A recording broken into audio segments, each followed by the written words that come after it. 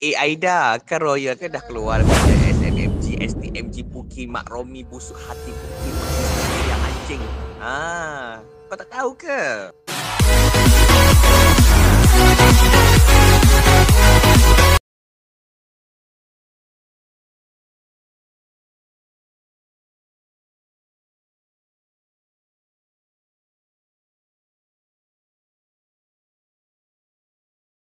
Mak nak beli kondo. Aku sampai merempak pakai Almera je. Beli barang RM2 pasal kita begitu RM2. Nasib baik lah. Apa kau? Dah lah aku merempak.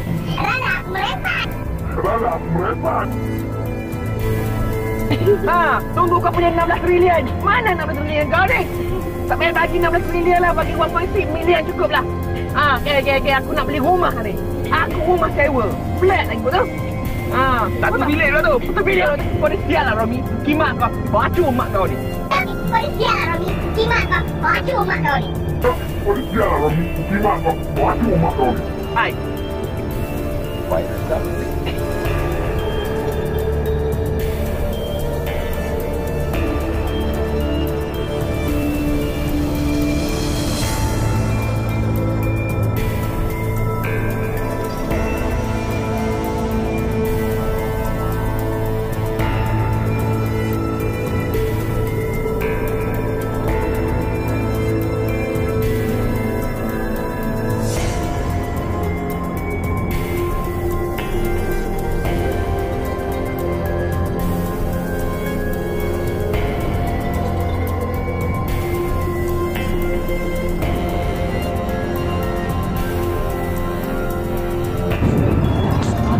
Kuasa pun bayar. Itu namanya ketua Pukimak.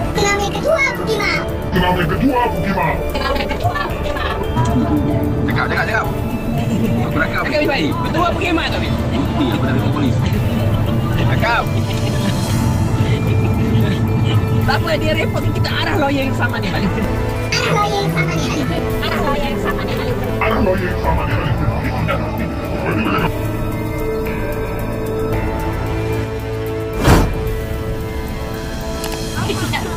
Berani kau cakap.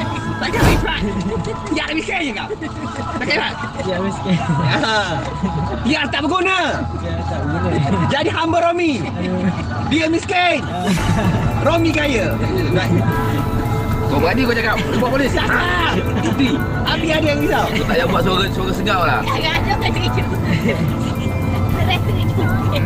Babi, biawak. Pukimak kau. Sial kau Romi. Sial kau. Anjing. Ada orang jadi DFE nombor 2 lah.